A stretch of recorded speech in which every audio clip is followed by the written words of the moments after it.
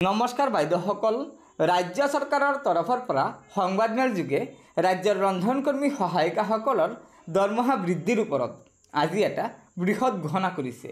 गतिके बलक eight video clipper जरिए रंधनकर्मी सहायिकाসকলৰ दरमहा बृद्धि सम्बन्धीय आजिर সেই সুখবৰটো জানি লওঁ।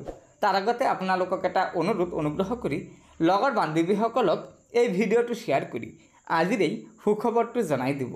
হয়, এলপি ইউপি আমাৰ যিসমূহ বিদ্যালয় এলপি ইউপি শ্ৰেণীত আমাৰ পিএম পোষণ আঁচনিৰ কাৰণে কুক কাম হেল্পাৰ যিসকল আছে তেওঁলোক 108 গৰাকী ব্যক্তি ইয়াতে নিয়োজিত হৈ আছে।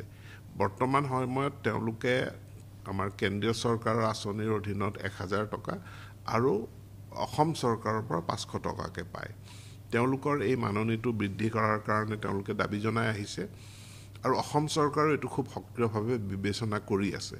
যেহেতু পিএম পোষণ এখন কেন্দ্ৰীয় চৰকাৰৰ আঁচনি, গতিকে আমি কেন্দ্ৰীয় চৰকাৰলৈ ইতিমধ্যে প্ৰস্তাৱ প্ৰেৰণ কৰিছোঁ। কেন্দ্ৰীয় চৰকাৰৰ সিদ্ধান্ত যিয়েই নহওক কিয়, যেহেতু আমাৰ ষ্টেট গভৰ্ণমেণ্টৰ এটা কম্পনেণ্ট আছে, আমি ৰাজ্য চৰকাৰৰ তৰফৰ পৰাও তেওঁলোকৰ এই মাননী বৃদ্ধি কৰাৰ কথাটো সক্ৰিয়ভাৱে বিবেচনা কৰি আছোঁ। যেহেতু মই কৈছোঁ সক্ৰিয়ভাৱে বিবেচনা কৰি আছে, গতিকে ইয়াৰ চূড়ান্ত ৰূপটো বাজেট প্ৰস্তুত হোৱাৰ সময়ত গতিকে বাইদেউসকল এয়া নিশ্চয় ৰাজ্যৰ শিক্ষামন্ত্ৰী ডাঙৰীয়াই ৰাজ্যৰ ৰন্ধনকৰ্মী সহায়িকাসকলৰ দৰমহা বৃদ্ধি সম্বন্ধীয় এটা অত্যন্ত সুখবৰ দিছে।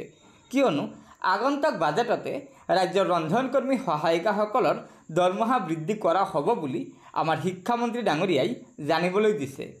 গতিকে বাইদেউসকল লগৰ বান্ধৱীসকলক এই ভিডিঅ'টো শ্বেয়াৰ কৰি আজিৰ এই দৰমহা বৃদ্ধি সম্বন্ধীয় সুখবৰটো জনাই দিব আৰু নতুনকৈ অহা বাইদেউসকলক অনুগ্ৰহ কৰি আমাৰ এই চেনেলটো ছাবস্ক্ৰাইব কৰি ল'ব।